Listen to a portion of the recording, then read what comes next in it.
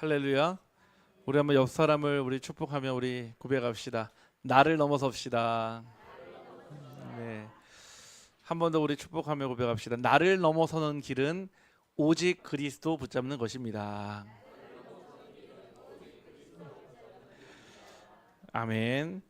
오늘 예배 가운데 내가 넘지 못했던 또 극복하지 못했던 나의 한계를 뛰어넘으며 오직 그리스도로 충만한 시간 되기를 주님의 이름으로 축복합니다. 마이크 볼륨 조금만 더 올려주세요. 우리는 늘 항상 나를 의식하고 살아갑니다. 나를 의식한다는 얘기는 내 생각, 내 경험, 내 주장, 나를 기준으로 해서 모든 것이 시작된다는 뜻입니다. 당연한 얘기지만은 당연하지 않는 것은 사실은 나로 시작했기 때문에 결국 내가 다 책임을 져야 합니다. 나의 선택도, 나의 실수도, 또 나의 과거도, 나의 모든 것이 결국은 나의 어깨로 짐으로 오는 것입니다. 그래서 성경은 나로부터 시작하지 말고 오직 하나님으로부터 시작하라고 합니다. 우리가 사실은 몰랐기 때문에 또 우리가 알지 못했기 때문에 사실은 우리가 방황했지, 아마 여러분들이 어릴 때부터 나로부터 시작하는 삶이 아니라 하나님으로부터 시작하는 삶을 알았다면은 아마 많은 세월을 아끼고 또 많은 헛수고를 아낄 수 있었습니다. 그럼에도 불구하고 오늘 저와 여러분이 이 말씀을 들어야 되는 이유는 결국은 하나님께서 나에게 오신 그 이유와 나의 한계를 극복하며 나를 넘어서기 위함입니다. 그래서 오늘은 나를 넘어서 또 나를 넘어서면 하나님은 반드시 나를 통하여 하나님은 일하실 줄 확신합니다. 결국은 우리가 여기까지 가야 되거든요. 나를 뛰어넘는다고 해서 끝이 아니라 나를 넘어서서 땅끝까지 또 끝날까지 만민에게 가야 될 그 이유와 사명이 있다면 분명 하나님은 나를 통하여 하나님의 일을 이루실 줄 확신합니다. 그래서 서론으로요, 누구나 가지고 있는 것이 있습니다. 누구나 사람이라면 가지고 있는 것이 무엇이냐면 바로 한계를 가지고 있습니다. 사람은요 무한할 수 없거든요. 다 누구나 한계를 가지고 있어요. 능력의 한계, 건강의 한계, 경제의 한계, 또 내가 가진 꿈도 한계가 있더라고요. 누가 이런 얘기를 하더라고요. 우리나라에서 이렇게 복권을 판매하지 않습니까? 복권을 당첨이 되면은 그 복권 기금의 1등 기준이겠죠. 33%를 세금으로 뗀다는 거예요. 33%를요. 꽤 많은 금액인 거죠, 사실은요. 만약에 10억이 당첨되면은 무려 3억 3천만 원이 세금으로 떼어지고 이제 6억 7천만 원이 당첨금으로 주어지는 거죠. 일본에서는요, 옆나라 일본에서는 복권에 당첨이 되면요, 만약에 당첨금액이 10억이다 하면은 10억을 그대로 준다는 거예요. 왜냐? 꿈에는 세금을 매길 수 없기 때문이랍니다. 참 그 얘기를 들으면서 그래, 참 그 같은 복권을 보고서도 다른 관점으로 접근을 하니까요. 사실은 뭐 우리가 확률을 보면요, 거의 뭐 제가 보니까 연속으로 벼락을 7번 맞을 확률이 1등 될 확률이라고 합니다. 유진 유사님, 네, 잘 아시죠? 네, 연속으로 한 번 번개를 쫙 맞았는데, 어이구 가는데 또 팍 맞고요. 어이구 또 맞고 또 맞고 또 맞고 또 맞고, 연속으로 7번 맞을 벼락의 확률이 로또 복권 1등 당첨될 확률이라고 합니다. 그러면 뭐 거의 뭐 사실은 제로보다 더 안 된다는 상황이겠죠. 인간은 누구나 한계를 가지고 있기 때문에 그 한계에 부딪힐 때마다 무엇을 느끼냐면은 낙심도 또 실망도 부족함도 느낍니다. 근데 신앙생활을 하는, 즉 다시 얘기해서 하나님을 믿는 저와 여러분도요, 수시로 무시로요, 끊임없이요, 우리는 나라고 하는 벽에 자꾸 부딪힙니다. 차라리요, 모르는데 한계를 만나면은 깨달아가는 즐거움도 있어요. 아, 내가 몰랐으니까. 그런데 아는데도 불구하고 자꾸 안 되는 나를 발견하면요, 그거 진짜 화납니다. 때로는요 막 실망하고 낙심하게 됩니다. 때로는요 힘들고 고통스럽고요 포기하고 싶어질 때도 있습니다.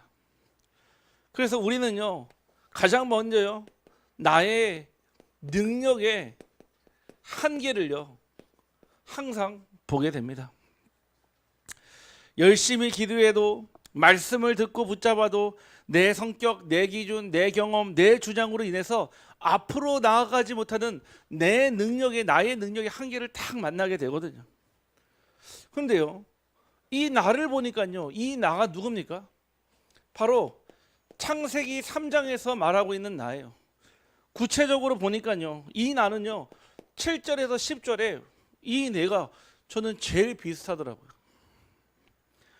이에 그들의 눈이 밝아져 자기들이 벗은 줄 알고도 무화과 나무 잎을 엮어 치마로 만들고요, 바람이 불 때요 하나님의 낯을 피하여 동산나무 사이에 숨어 있고요, 벗었으므로 두려워하고 또 잘못된 것을 아니까요 숨어 있는 나. 결국은요 이 나로부터 시작된 내가요 어디까지 와 있습니까? 지금 오늘까지 와 있는 거예요. 원래 내 성격인 줄 알았거든요. 원래는 내 체질인 줄 알았어요. 나는 원래 그런 사람인 줄 알았어요. 아니었어요. 하나님을 떠난 인간의 한계였고요, 하나님을 떠난 인간의 갈 수 없는 그 끝이요 결국 이 한계에 맺히게 되더라고요. 인간은 다 할 수 있어요. 요즘에요 의학 발달하죠, 산업 발전하죠, 과학 발전하죠. 요즘에 AI 시대 아닙니까? 엄청나게 막 발전하고 있는데요 무엇만 해결이 안 되냐? 인간 본연의 본질의 한계가 해결이 안 돼요. 인생의 본질의 한계에 부딪히니까요 해결이 안 되는 거예요. 그래서 끊임없이요 계속 중독, 정신병, 그리고 자살, 아무리 산업과 의학과 과학과 기술이 발전을 해도요 이 세계 문제는요 차라리 멈춰 있기로면 좋을 텐데 더 증가하고 있어요. 그래서 4차 산업시대 후유증이 있고요, 이제는요 4차를 넘어 5차 산업시대로 가고 있는데 그 후유증은요 반드시 드러나게 되어 있습니다. 예전에 어떤 가정을 만나 상담을 했는데요 이 가정에 중요한 시간표가 되었어요. 회사에서 잘리게 되고요, 뭐 본인의 의지가 아니지만 회사가 망해서 문을 닫아서, 그래서 회사에서 퇴직금으로 받아온 게 봉고차 한 대, 그것도 막 옛날 거예요. 그레이스 아시죠? 그레이스. 그거 가지고 살아가야 되는데 막막하잖아요. 그래서 진짜 밑바닥에서부터 시작했어요. 아니죠, 지하에서부터 시작했어요. 그렇게요 정말로 힘들게 열심히 일해가지고 조금씩 늘려가는데 애가 있잖아요. 그러다 보니까 그 아이를요 부모가 사실은요 많은 시간을 할애해서 키워야 되지만 그러지 못하고요 남의 손에, 옛날에 지금은 없습니다, 타가소라고 아시죠? 옛날 우리 애기들 봐주는 곳 있잖아요. 아침 9시에 맡기면 저녁 9시에 데려가는데, 왜? 그때는 정신없이 일할 때였으니까요. 그 타가소에요 갓난 애기가 아니라요 3살짜리가 아니라 7살짜리 아이를, 그 갓난 아기들 틈에 같이 넣어놓는 거예요. 결국 그 일로 인해서 이 아이가 행동이 퇴화해 버렸어요. 제가 분명히 기억하기로는요 초등학교 6학년 때까지 손으로 밥을 먹었어요. 손으로. 6학년 때까지요. 중요한 시간표를 딱 놓치게 되니까요 산업은 자리를 잡고요, 가게는 잘 되고 사업은 잘 되는데 이 아이의 행동은요 점점 퇴화하게 되는 거예요. 분명히 가정 경제는 좋아졌고요, 이제는 아파트로 이사를 갔고요, 이제는요 좋은 차도 샀고요, 좋은 직장 다니고요 하는데 이 안에 늘어나는 문제는요 해결이 안 돼요.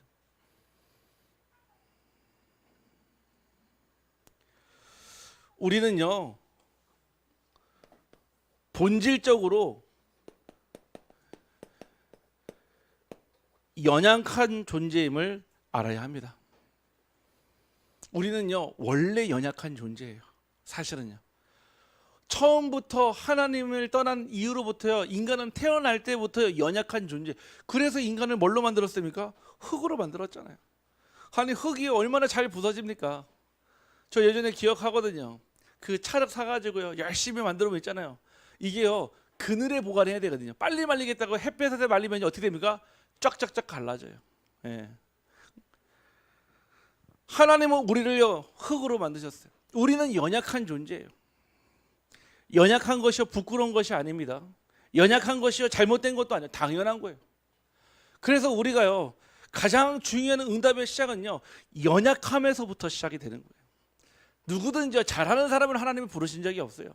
잘 나가는 사람을 불러셔가지고 하나님이 제자 삼은 적이 없습니다. 안 되고 안 되어질 수밖에 없고 안 되는 흐름 속에 있는 저와 여러분을 부르셨잖아요. 아니 예수님이요 왜 굳이 저 갈릴리 지금으로 얘기하면 저기 뭐 어디일까요? 어디 이름도 모르는 항구에 가셔가지고 제자들을 부르셨어요. 아니 제자로 부르셔서 박사 아니면요 교수 의사 이런 사람 불러야 되는데 어부 맨날 평생 고기도 많이 잡는 것도 아니야. 하루 먹을 치만 잡는 그 어부를 붙잡고 무슨 세계복음을 하겠다. 시작은 연약하면서부터 시작됐습니다. 우리 사랑하는 성도님, 혹여 나는 연약합니다. 더 많이 느끼시는 분 계시면 오늘이 시작점이 되기를 주님의 이름으로 축복합니다. 이 한계를 가지고 있으니까요.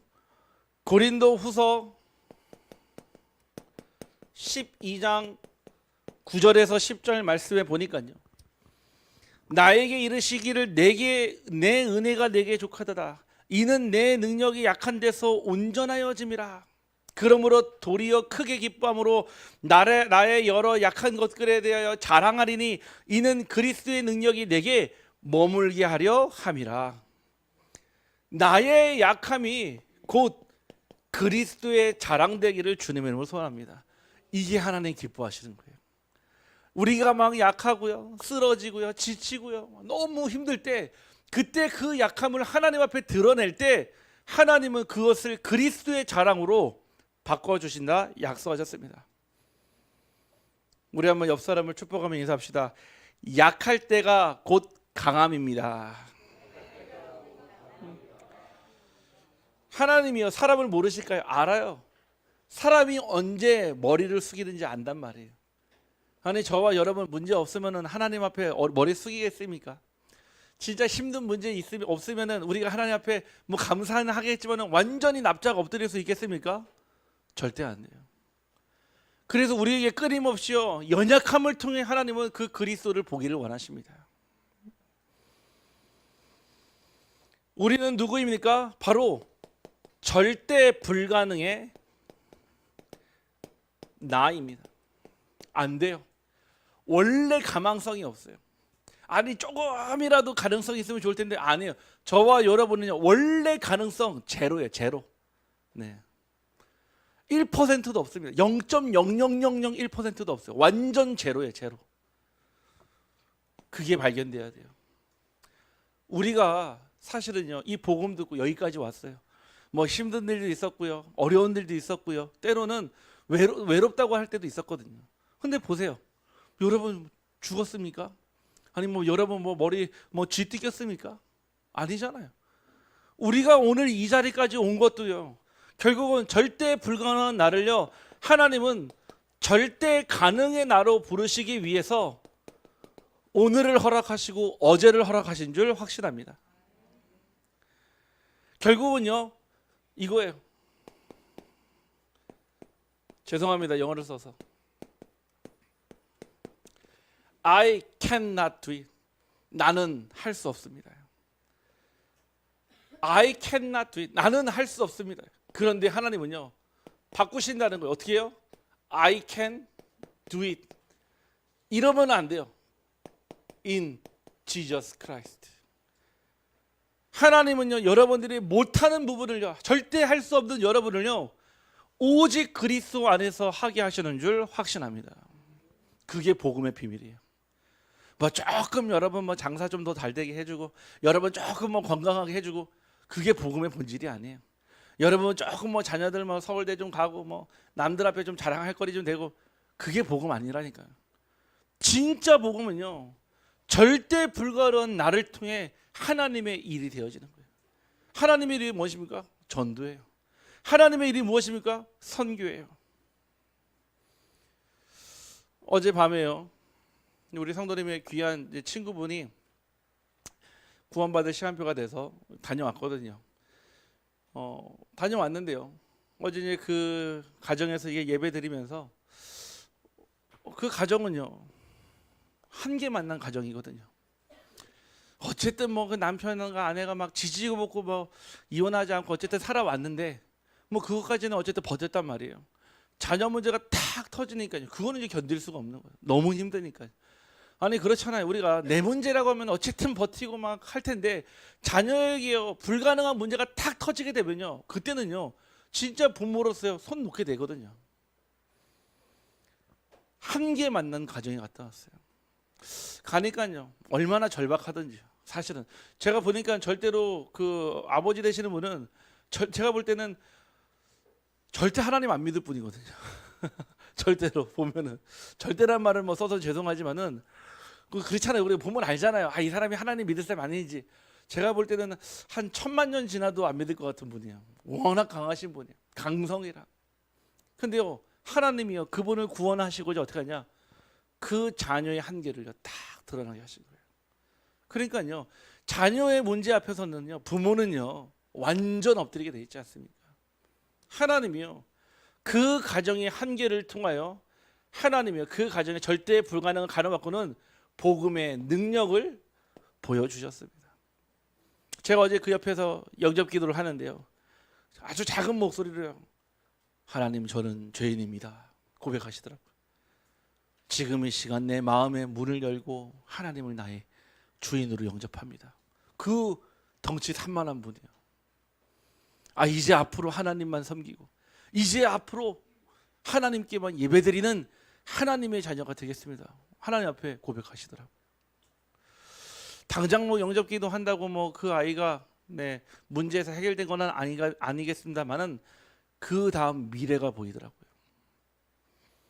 그러면서 예배 다 끝나고요 저한테 그러더라고요. 목사님 저희 아이가 문제가 딱 해결되거든 제일 먼저 목사님께 교회로 먼저 데려가겠습니다 얘기하시더라고요. 그 얘기는요 무엇을 봤다는 얘기입니까? 절대 가능의 하나님을 봤다 얘기 아니겠습니까? 지금 이 시간 우리 성도님들 기도하시길 바랍니다. 목사님 안 돼요. 우리 남편은 절대 안 돼요. 우리 아이는요 절대로 안 됩니다. 하나님 앞에 절대는 없습니다. 오직 그리스도로 바뀌어지는 정말 그리스도 안에서 모든 것을 하는 우리 성도님들에게 주님의 이름으로 축복합니다. 그러니까요 누구나 무엇을 가지고 있습니까? 사실은요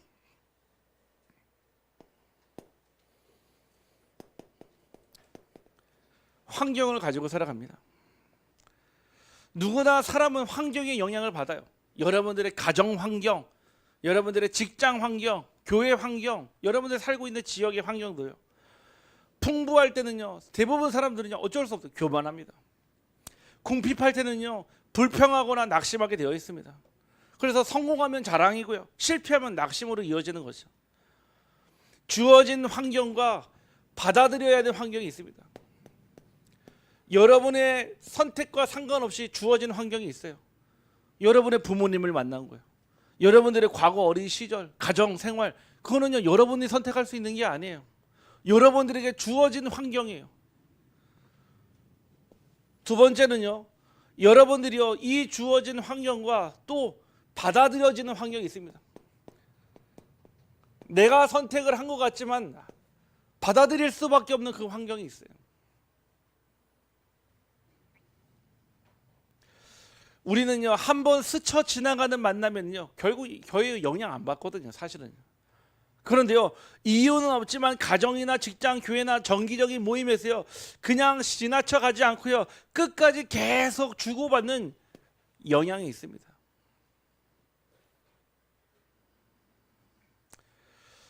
대부분요 이 환경 앞에요 한계를 만나게 되면요 뭐라고 고백하냐? 나는 여기까지인가 보다 하고 거기서 딱 멈추게 돼 있어요.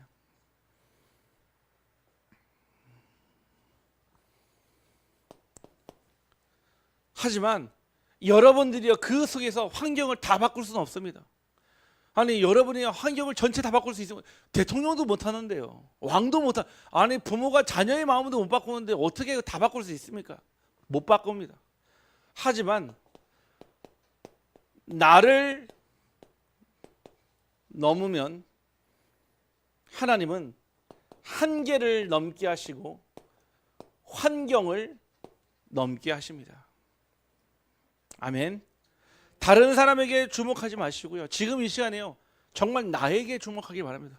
이 말씀, 우리 남편이 꼭 들어야 돼. 아닙니다. 내가 들어야 될 말씀이에요. 다른 사람은 그 다음입니다. 오늘 그래서요. 사실 오늘 제가 말씀을 묵상하면서 좀 깊게 기도했어요.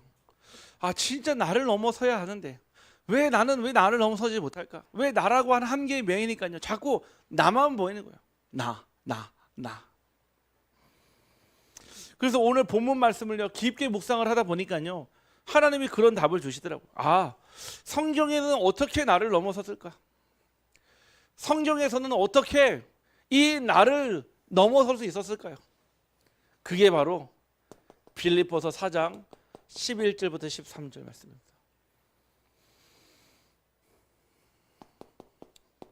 본론입니다. 자, 나를 통하여 하나님은 분명히 일하신다고 하셨습니다. 그럼 어떻게 하나님이 나를 통해 일하십니까? 첫 번째는 바로 자족을 배우는 삶입니다. 오늘 본문 말씀이요. 내가 궁핍함으로 말하는 것이 아니라 나는 어떠한 형편이든지 나는 자족하기를 배웠다고 그랬거든요. 이 자족하기를 배웠다 이 말은요. 내가 산전수전, 공중전, 수중전까지 다 거쳐가지고 나는 이제는 노련한 노익장이 됐다 이 뜻이 아니에요. 어떤 문제도 와봐라. 내가 내가 두려워할 것 같냐? 내가 눈 깜짝할 것 같냐? 그런 호기로운 자존심이 아니라니까요. 오늘 쓴 단어가 이런 말이 나옵니다. 궁핍과 비천이라는 말을 써요. 궁핍이라는 말은요. 부족하다, 결핍되다, 모자라다는 뜻이에요. 재정적으로 물질적인 필요가 채워지지 않은 상태를 뜻합니다.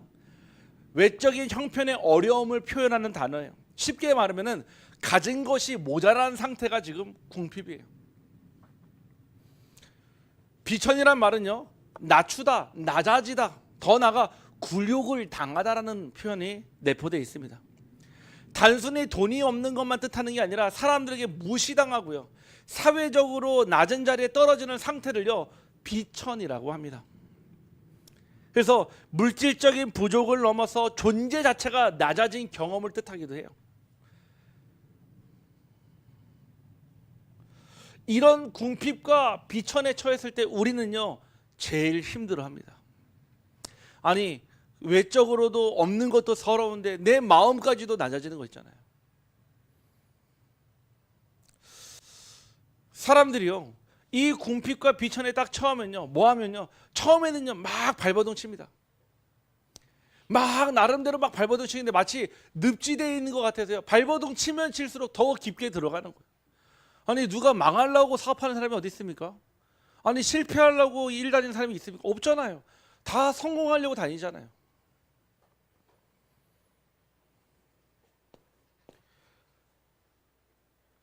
환경은요. 버티는 게 아니라 이러한 환경 속에서도 하나님은요. 여러분들이 하나님의 절대 주권과 그 하나님의 은혜만을 바라보기를 소원하십니다. 그게 바로 여러분을 통하여 하나님 하실 일이에요. 여러분의 그 환경 속에서 궁핍할지라도요, 비천할지라도요, 절대로 여러분을 포기하지 않으시는 하나님이요, 여러분을 붙잡고 계십니다. 아멘. 제가 현장에서 본 거는요, 결국 이거예요. 사람들이 이걸 얘기하거든요. 목사님 나는 이게 없어요. 하나님, 목사님 나는 이래서 나는 힘들어요. 나 무시당해서 나 너무 어려워요. 가 아니라 그 속에서도 하나님 이유가 있겠죠. 나를 낮추시고 굶주리게 하시면 하나님 이유가 있지 않겠습니까? 나는 하나님의 은혜로 살겠습니다. 결단하는 삶 되기를 주님의 이름으로 축복합니다. 어제 어떤 우리 성도님하고 포럼을 하는데 물어보시더라고요. 목사님, 복음의 눈으로 보는 것이 무엇입니까? 물어보시더라고요. 근데 제가 잠깐 질문을 들어보니까 가벼운 질문은 아니었었어요. 그래서 잠깐 이게 포럼을 하면서 그 포럼을 끝나고 집에 왔는데도 불구하고 그 질문이 제 머릿속에 굉장히 오랫동안 남아있더라고요. 복음의 눈으로 보는 것이 무엇일까요? 우리가 이 말은 알고는 있는데 실제 삶에서는 사실은 잘 안 되는 게 복음의 눈이에요. 그러니까 우리 얘기해 주신 우리 성도님이 식구에게 물어봤대요. 나는 이 복음의 눈으로 보는 게 내가 무엇인지 모르겠다. 나는 이게 좀 궁금하다. 의문이 든다. 하니까 이렇게 얘기했대요. 그건 마귀가 주는 생각이야. 그 마귀가 주는 생각에 속지 마. 이렇게 했다는 거예요. 그 얘기를 듣고 더 혼란이었다 하시더라고요. 네, 그렇죠. 그래서 제가 이런 얘기를 설명을 드렸어요. 만약에요, 제가 이 궁핍이라는 단어를 쓰고요, 우리 어린 아이들이 보기에 이 단어랑 어른들이 보는 단어는 다르겠죠. 아이들은요, 이 단어를요 책에서 봤거나 사전에서 봤겠죠.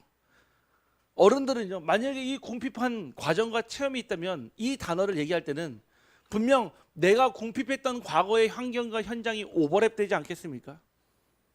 복음의 눈이 그런 거예요. 우리가요, 이 복음의 눈으로 본다, 이 얘기는요, 단순하게 그냥 우리가 오직 그리스도만 얘기하는 게 아니라 실제 나의 삶 속에서 복음이 체험되는 만큼, 복음이 정말 내 삶을 장악하는 만큼, 지배하는 만큼 보여지는 눈인 줄 확신합니다. 네, 제가 이제 웬만하면 이렇게 아프다는 얘기를 잘 안 하거든요. 기도 부탁드리겠습니다. 혓바늘이 한 5개가 나가지고 입 안에서 말을 할 때마다 입 안에서 막 십자가가 왔다 갔다 합니다. 네, 근데 이 말을 많이 해야 되니까 어쩔 수 없잖아요, 사실은요. 근데 그때마다 제가 아프다, 좀 쉬고 싶다, 피곤하다, 뭐 이런 생각이 들기도 하거든요, 사실은요. 그럼에도 불구하고요, 계속 만나야 될 스케줄들이 있어요. 근데 그냥 만남이 아니라 갈급한 만남, 긴급한 만남.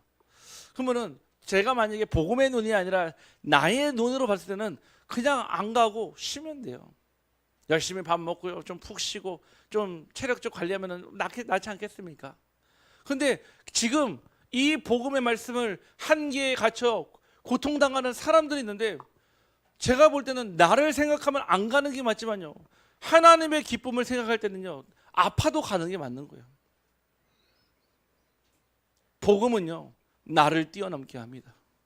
복음은요, 여러분의 한계를요 극복하게 만듭니다. 복음은요, 여러분이 할 수 없음을 아시고 절대 불가능을 가능으로 바꾸는 줄 확신합니다. 그게 복음의 눈이에요. 그래서 여러분들이 복음의 눈으로 본다면 나를요 넘어설 수 있어요. 뭐 혹여 못할 수도 있죠. 내 한계에 부딪혀서. 저는 그게 죄라고 생각하지는 않습니다. 혹여 내 한계에 부딪혀서 해야 되는지 알면서도 못할 경우도 있어. 그러면 기도하라고 그랬어요. 내게 믿음을 달라고요. 마치요, 귀신 들린 여자아이를 데려온 그 아버지가요, 예수님께 이렇게 얘기합니다.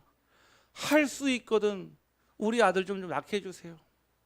예수님이요 엄청 뭐라고 꾸짖으셨어요. 할 수 있거든이 무슨 말이냐? 능력 주시는 자 안에서, 하나님이 주는 믿음 안에서 모든 것을 할 수 있느니라, 이 말씀하셨거든요. 여러분들, 복음은요, 여러분들의 궁핍과 비천을요, 하나님은 복음의 발판 삼아서 영광 돌리기를 소원하십니다. 그 속에 절대 주권과 은혜만 구하시기를 주님의 이름으로 축복합니다. 두 번째는요, 이렇게 표현합니다. 나는 풍부와 어떠한 환경 속에서도 자족하기를 배웠노라 그랬거든요. 이 뜻은요, 풍부라는 말은요, 넘치다, 가득하다, 충분하다 뜻이에요. 단순히 먹을 것이 많은 정도가 아니라 필요 이상으로 여유와 넉넉함을 가지고 있다라는 게 풍부함입니다. 바울은요, 사역 중에서요, 때로는요, 이 성도들의 도움과 후원으로요, 충분히 누린 때도 있었거든요. 하나님이 주어 채워주신 넘침의 은혜가 때가 있다니까요. 어떠한 환경은 무슨 뜻입니까? 문자적으로 그대로 어떤 상황 속에서라는 뜻이에요. 바울은 궁핍하거나 풍부하거나 배고프거나 배부르거나 비천과 높아짐에도 어떠한 환경에도 절대 영향받지 않았습니다. 다시 얘기할게요. 복음은요, 여러분의 문제를요 치워주는 게 아니에요.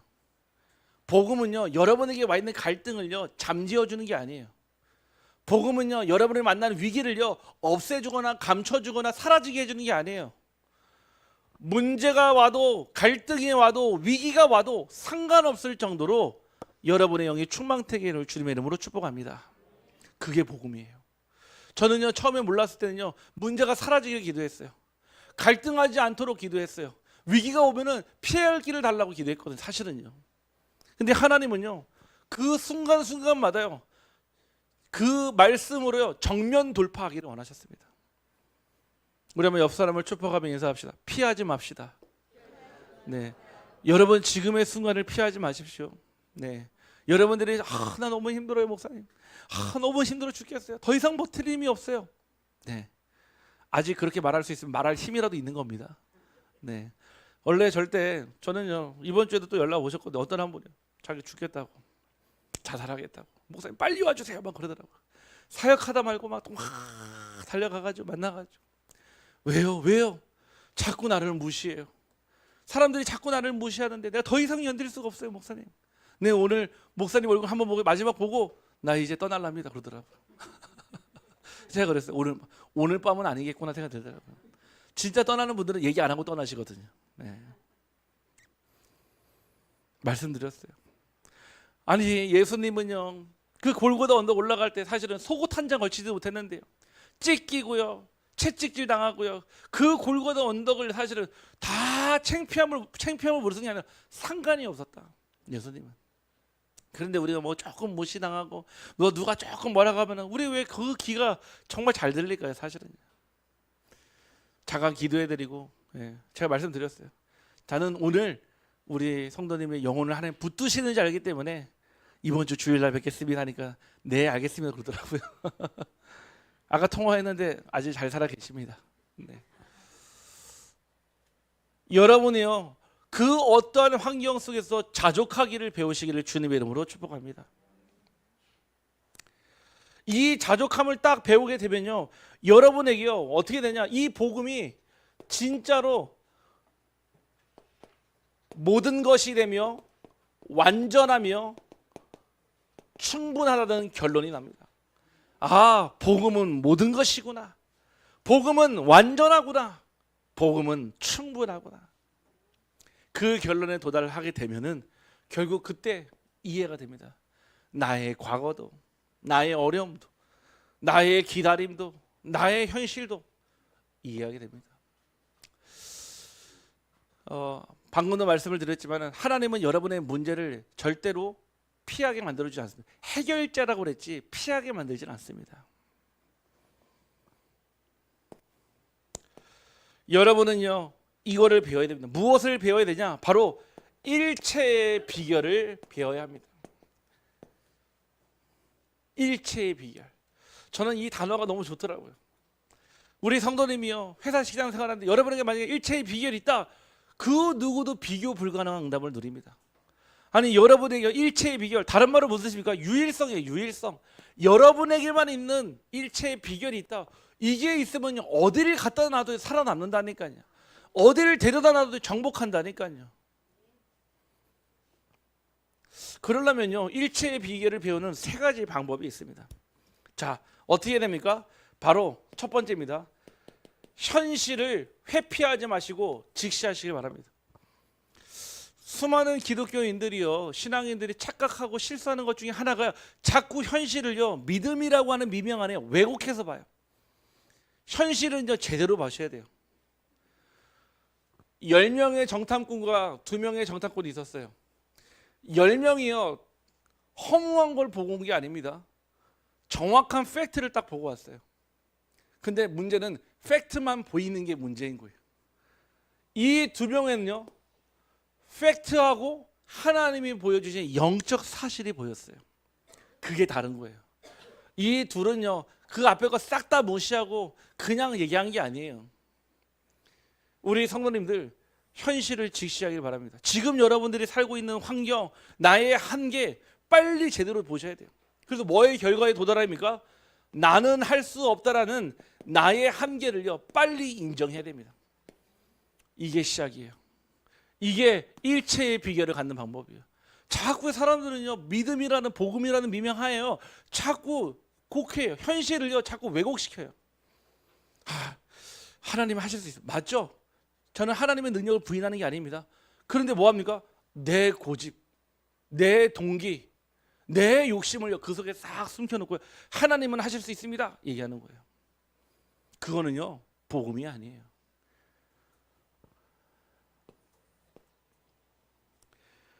우리의 삶에는요 배부름과 배고픔과 풍부함과 궁핍과 높음과 낮음이요 모두 존재합니다. 성경 속 바울도요 이 모든 상황을 경험을 했고요. 비결은요 첫 걸음은 바로 현실을 부정하거나 도망가지 않고 제대로 직시해야 됩니다. 빨리 나의 현 주소를 딱 보셔야 돼요. 거기서 제대로 된 출발을 해야 돼요. 아니 아이가 영어를 배우는데요 우리가 요즘에 초등학교에서 배우지 않습니까? 아직 ABCD를 모르는데 애플 단어를 알려주면 되겠습니까? 내가 만약에 나이가 들었어도 실력이 초등학교 실력이면요 초등학교 교과서로 공부를 해야 되는 거예요. 내 창피하게 어떻게 초등학교 책으로 공부합니까? 그래서 안 되는 거예요. 내 수준과 내 나를 빨리 직시하고 거기서부터 제대로 된 시작을 하셔야 됩니다. 두 번째는요 그 현실을 직시해서 뭐하죠? 낙심하지 않겠습니까? 그래서 오직 그리스도만 붙잡으라고 말씀하셨습니다. 오직 그리스도만 붙잡으라는 얘기는 결국 바울의 일체의 비결의 핵심은 그리스도 안에서의 자족입니다. 그냥 나 스스로 기준을 정해놓고 난 이 정도면 됐어, 이 정도면 만족해, 그 자족이 아니라 그리스도 안에서 주시는 자족은요 없어도 상관없고 있어도 상관없는 거였어요. 나의 환경과 상황에 흔들리지 않고 하나님이 주시는 그 능력 안에서 여러분의 삶이 시작되기를 주님의 이름으로 축복합니다. 마지막 세 번째는요 이거를 가지고 나의 삶 속에요 정확하게 적용해야 돼요. 자 3번 중요합니다. 제가 보니까요 이 3번의 적용이 안 돼요. 그래서 열매가 없는 거예요. 제가 전에도 잠깐 말씀을 드렸지만 저도 배우는 과정이고 저 역시도 하나님이 주시는 은혜로 깨달아가는 과정이에요. 제가 신학교 다닐 때 많은 신학생들이 와서요 전도에 대해서 물었을 때요 제가 굳이 할 말이 없더라고요. 왜냐? 하나님이 하시는 건데요. 이게 기술입니까? 전략입니까? 방법입니까? 아니에요. 내 삶 속에 그대로 적용만 시키면 되는데 이거를 못해요.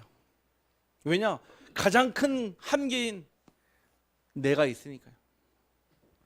그래서요 저는요 봤어요. 누가 제일 응답받느냐? 하나님 앞에서는 가장 무식한 사람이 응답받더라고요. 내 생각 필요 없어, 내 기준 필요 없어, 내 경험 필요 없어, 오직 그리스도면 돼. 그 빠른 결론에 도달한 사람이요 그때부터 응답받더라고요. 왜? 그때부터는 모든 게 응답이거든요. 아니 내가 기준을 이만큼 정해놨어요. 그래도 이 정도는 돼야죠. 여기를 정해놓고 내가 응답을 따지자면 69.9% 돼도 응답이 아니에요. 근데요 내 기준이요 0%예요. 이 사람에게는 모든 게 다 응답입니다. 0.0000001%도 응답이. 왜? 없는 거에서 시작을 했으니까. 내 기준이요 이미 내가 정해놨잖아요. 그러니까 응답이 안 되는 거죠. 때로는 한 번씩 응답이 돼요. 1년에 한두 번 정도. 그럼 나머지는요 안 되는 삶을 계속 사는 거예요. 안 되는 삶을요. 우리의 삶 속에 오직 그리스도만 붙잡기를 주님의 이름으로 축복합니다. 오늘 아까 전에 어떤 한 강의를 좀 들었거든요. 특별히 우리 렘넌트 후대에 대해서, 교육에 대해서 저희 사모랑 포럼하다가 요즘에 어떤 교수님 한 분이 좀 미래 교육에 대해서 얘기하시는 게 있는데 참 들으면서 그래 앞으로의 교육이 이렇게 바뀌겠구나 이렇게 생각이 들더라고요. 지금 교육의 가장 큰 화두가 무엇이냐면은 AI예요. 이 AI가 쉽게 얘기하면 무엇을 하냐? 여러분의 머리 중에 전두엽에서 하고 있는 사고, 판단, 그리고 분석, 또 여러분들이 하는 사고에 대한 개념을 정리하는 거, 그게 되뇌에서예요. 되뇌에서. 우리가 그걸로 사실은 교육을 받아왔어요. 그래서 좋은 대학에 들어간다, 그거를 평가받았어요. 수학을 풀어는 사고력, 우리가 만들어낸 추론력 이런 걸 통해서요. 근데 이 AI가 뭐를 제일 잘하냐? 우리의 대뇌에 사는 그 사고력, 그 분석력, 그거를 AI가 제일 잘해요. 우리의 뇌하고 비교가 안 될 정도로. 그럼 무슨 얘기입니까? 우리의 대뇌에 해당되는 그 기능을 AI가 대신한다는 뜻이에요. 근데 AI가 하지 못하는 기능이 있어요. 그것이 우리의 손해와 그 손해를 돕는 간내에 있는 공감 능력, 또 조율할 수 있는 능력이라는 거예요. 그럼 무슨 얘기입니까? 앞으로의 이제 시대는요, 책을 드립다 많이 외워가지고 수학을 잘 풀어가지고, 아니 이제는 AI가 더 잘 푼다니까요. 그거보다 공감할 수 있는 능력과 또 어떤 환경에서도 조율할 수 있는 능력을요, 가장 교육의 목표로 삼아야 된다는 게 그 강의의 골조였어요. 제가 그 얘기를 딱 들으면서 아, 그렇네. 이제 우리 랩런트들이 뭐 우리 수학 선생님은 죄송하지만 수학 문제 하나 더 푸는 게 중요한 시대가 되지 않았어요. 그 수학 문제는 AI한테 맡기면 되는 거예요. 이제는요, 어떠한 상황 가운데서도요, 공감할 수 있는 능력과 두 번째요, 그 어떤 상황에서도 조율할 수 있는 능력을 가지는 게 굉장히 중요한 시대가 되고 있다는 뜻입니다. 그래서 제가 그 얘기를 딱 듣고요, 아, 교회에다가 어떻게 하면 적용할 수 있지? 우리는요, 다 가지고 있잖아요. 모일 수 있는 시간이 있죠, 장소 있죠, 할 수 있는 사람들 다 있죠. 조금만 컨셉을 가지고요, 성령 인도만 받으면은 이게 가능하겠다 싶더라고요. 그래서 기도하고 있어요. 아, 앞으로 우리 진짜 지금도 시대가 시작되어 있는 AI 시대에 우리 랩런트들이 이 시대에 적용할 수 있는 그 말씀을 만들어야 되겠다. 단순하게 쓰고 적어가지고 칭찬받는 시대가 아니라 그 말씀을 가지고 내 삶에 적용할 수 있는 말씀으로 바꿀 수 있는 능력을 기르게 하자, 이 뜻인 겁니다. 너무 복잡했지요? 네. 다시 얘기해서요, 배웠으면 써 먹어야 된다, 이 뜻이에요. 여러분 들은 복음이요, 여러분 현장에서 써 먹을 때 그때부터 복음의 가치가 발현되는 줄 확신합니다. 그래서 자, 풍부할 때 쉽게 얘기하겠습니다. 여러분에게 하나님이 풍부한 응답을 주셨어요. 뜻하지 않게나 또 여러분의 노력의 결과로 인했어요. 자, 이번 주에 월요일 날 우리 김현준 장로님 고추밭에 갔다 왔거든요. 저는 사실은 조금 우리 장로님 뭐 요만큼에서 조금 더 이렇게 더해서 얘기했겠지 했거든요. 왜냐? 아니 고추나무가요, 장로님 키만 하다는 거예요. 저는 그런 나무 본 적이 없는데 제가 가서 확인했습니다. 제 키만 합니다. 네, 제 키만 합니다. 얼마나 큰지요. 거기서 우리 약 뿌리는 우리 장로님을 보는데 제 느낌에 마치 골리앗 앞에 서 있는 다윗 같더라고요. 네, 골리앗 앞에. 그래서 참 보면서 거기 앞에서 잠깐 이렇게 기도했지만은 참 마음에 너무 감사하더라고요. 장로님이 그 현장에 다른 데는요 다 났는데 장로님 그 고추밭 키 커가지고 막 튼실하게 고추가 맺히고 있더라고요. 풍부하다 뜻은요 그런 거예요. 그냥 내가 먹고 살만하다 이 정도가 아니라 차고 넘치는 은혜로 주어지는 것이에요. 만약에 여러분들이 풍부한 응답이 있다, 어떻게 하면 됩니까? 바로 감사와 나눔으로 적용하기를 주님의 이름으로 축복합니다. 나눔이란 얘기는요, 결국은요 전도와 선교를 뜻하고요, 영혼 사랑으로 나타나는 것이에요. 하나님이 여러분에게 뜻하지 않았던 뜻하지 않았던 상관없이 풍부한 응답과 은혜를 주시면요, 그거는 나만의 것이 아니라 하나님이요 현장을 향해서요 감사와 그리고요 헌신과 나눔으로 나타나고 주시는 응답입니다. 그게 적용이에요. 내게 주신 거 차고 넘치는 거 그냥 모아두고 나 혼자만을 위해서 쓰라고 주신 게 아닙니다. 반대로요, 궁핍할 때가 있어요. 여러분이 실수했던, 여러분이 뜻하지 않았던 상관없이 여러분에게 채워지지 않는, 여러분에게 늘 부족하고 모자란 그 상태가 있으면 이때는 어떻게 적용하면 됩니까? 이때는요 끝까지 주신 말씀 믿고 기다려야 합니다. 그래서 힘든 거예요. 하나님의 언약의 말씀을요 끝까지 믿고요, 끝까지 믿고 기다리는 자에게 하나님은 그 풍부함을요 그냥 지나가는 과정이 아니라 평생의 이면 계약으로 주십니다. 또 와도 상관없습니다. 저는 사역 그렇게 합니다. 문제가 왔는데 문제 안 오게끔 기도한다. 저는 그렇지 않아요. 문제가 또 온다 할지라도 그래도 그리스도의 이름으로 또 이겨낼 수 있는.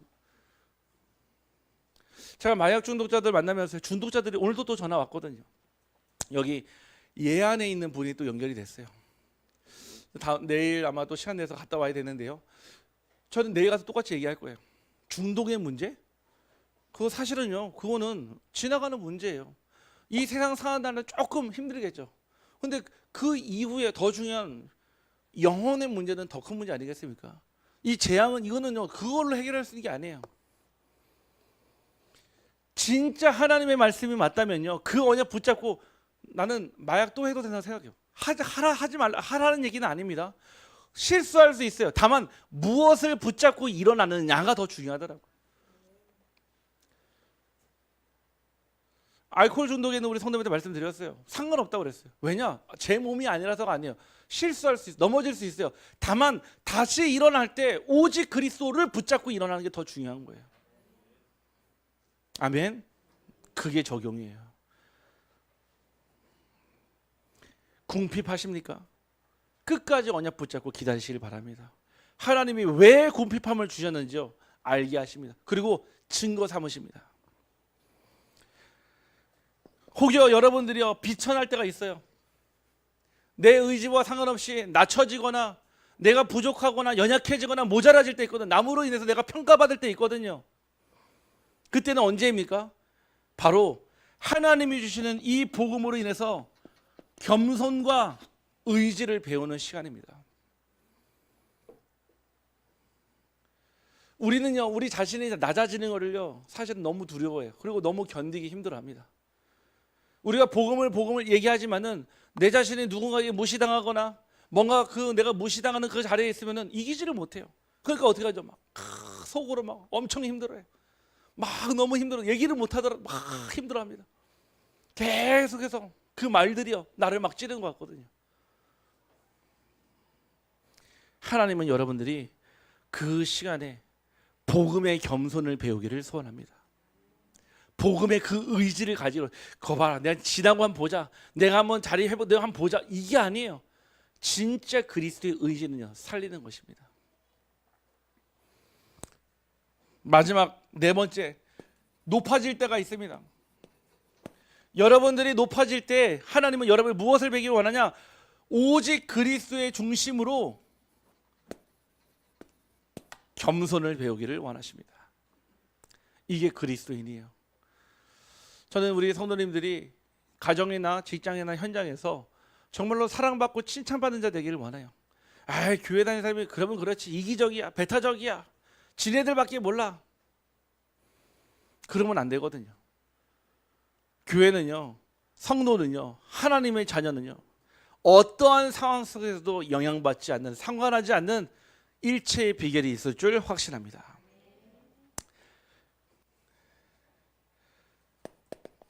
결론입니다.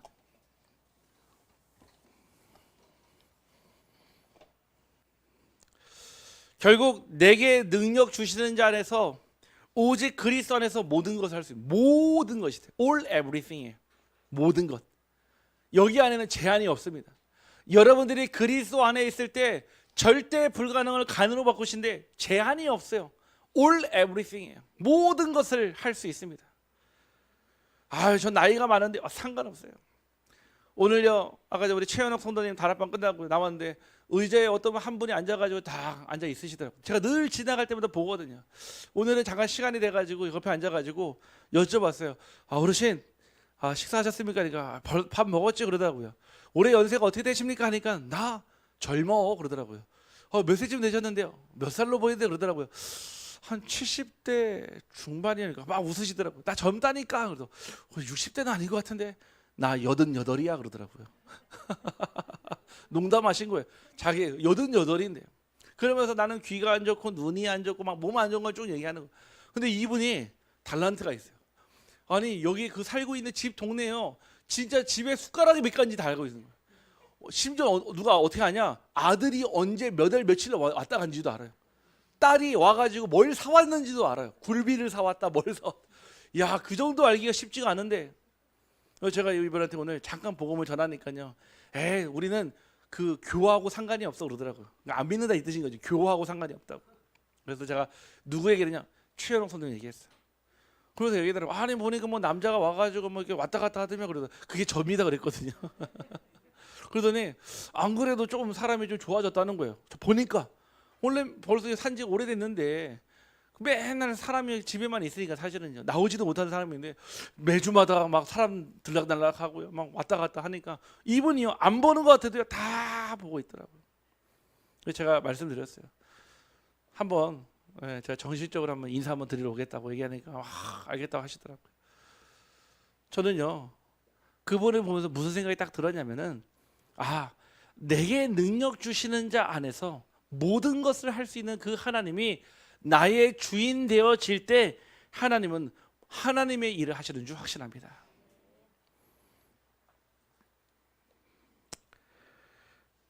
요한복음 15장 5절이 나는 포도나무여 너희는 가지라 그가 내 안에 내가 그 안에 거하면 사람이 열매를 많이 맺나니 나를 떠나서는 너희가 아무것도 할 수 없음이라. 우리는 가지예요. 가지가 나무에 붙어 있습니까? 나무가 가지를 붙잡고 있습니까? 네, 당연한 말이죠. 나무가 가지를 붙잡고 있는 거예요. 이 가지가 나무랑 분리되는 순간요 어떻게 됩니까? 네, 말 그대로 낙과 쓸모가 없어요. 붙어 있어야지만이 이유가 있고 가치가 있다는 뜻입니다. 그 얘기는요 우리는요 오직 그리스도께 붙잡혀진 자 되기를 주님의 이름으로 축복합니다. 그래야 돼요. 여러분의 인생은요 한 번뿐이에요. 가장 가치 있는 한 번뿐 인생이에요. 그 가치 있는 그 시간을요 진짜 그리스도께 붙잡힌다면 하나님은 나를 통하여 여러분을 통하여 하나님 일하실 줄 확신합니다. 고린도전서 15장 10절 바울의 고백입니다.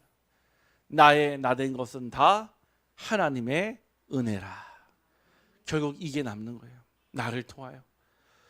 뭐 대단한 일이 아니에요. 하나님의 은혜예요. 우리는요 자랑할 게 없어요. 제가 한 게 아니라니까 하나님의 은혜예요. 여러분의 마지막 입술의 고백이요 나중에 하나님 부르시는 그날에 마지막 입술이에요. 야야 집문서 거의 두 번째 서랍에 있다. 통장 비밀번호 6309 별이다가 아니에요. 내가 이 세상 살면서 나의 나된 것은 다 하나님의 은혜다. 저는 이게 최고의 고백이라고 확신합니다. 여러분 그 고백이 얼마나 중요하냐. 자녀의 신앙생활의 전체를 바꿀 수 있어요. 오늘 혹시 돌아가시거든 또 우리 안 믿는 자녀가 있다면요 문자 보내세요.